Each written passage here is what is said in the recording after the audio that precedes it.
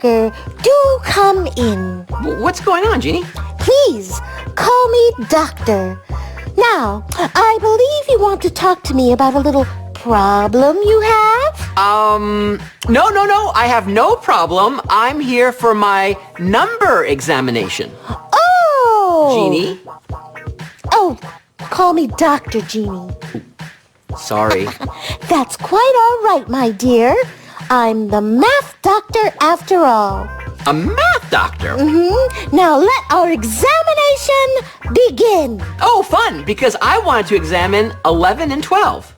Let us examine. Terrific. So it's interesting because 11 and 12 are certainly big numbers. And the question is, how can we make sense out of big numbers? And we can use these wonderful 5 frames to look at 11 and 12 and lots of other numbers. So let's just try to actually model 11 using some of these 5 frames. So I'm going to bring in my counters and let's see if we can get to 11. So there's 1. What's the next one going to be? 2. And then I'm going to bring in 3. And then what's the next one going to be? 4. Right. And then what's the next one going to be? 5.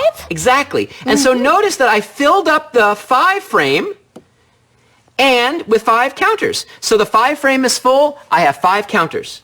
5 counters in the 5 frame. Correct. Now, let's keep going because we want to get to 11. So I have 5, and if I put one more, what do I get? 6. And then I'll get 7, and after that I'll get 8. And one more gives 9. And then one more gives 10. 10, exactly. And notice that we have 2 5 frames that are filled. So it's interesting. 2 5 frames is actually the same as a 10 frame. Yes, correct. Thank you. How am I doing on my examination? You are passing with flying colors. You're so healthy. Finally. So this can be thought of as 2 5 frames, which is the same as just 1 10 frame. And remember, the number we see when we see all those together, that's just 10.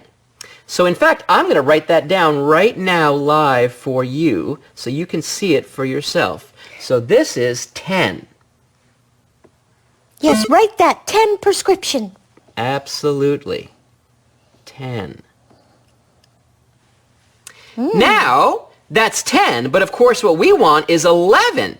So if we want 11, we take 10 and we have to include one more.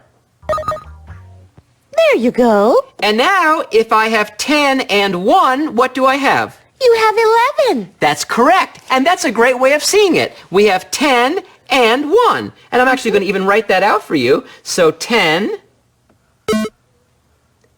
and 1. 10 and 1 is? 11. Exactly. So that's a really neat way of seeing 11. Okay, now I want us to look at 12. Oh, good. So to think of 12, let's just take this little piece right here. And you know what I'm going to do? I'm going to actually do a little sneaky thing. I'm going to show you something really fun. I think you're going to enjoy this. Okay. I'm just going to make all the 1 disappear. So now, if we're going to want to think about 12, that means we have 10. We put 1 on, that's 11. And what do I have to include? 1 more. What happens? That it equals 12. That's right. So this is what 12 looks like. 10 and then 2. 2. Exactly. So in fact, 12 is 10 and 2. Exactly. Excellent, Dr. Jeannie. 10 and 2 is 12. And you can see how we're using 5 frames to see that. Whenever we see we have 2 5 frames that are filled, we know that's 10. And then we see what's left over, 11, 12, and we get to 12. 12 is 10 and 2. How'd I do? You did great, and I think that sums up our math examination of 11 and 12. Fantastic. So, are you feeling better? I feel terrific. Thank you, Dr. Jeannie. You're most welcome. But you know, just to be on the safe side, for the rest of the week, I'd like you to do some math once in the morning and twice at lunch. Oh, now that sounds like great fun. Good. Terrific. You do that. Wait. Jeannie, Dr. Jeannie, where are you going?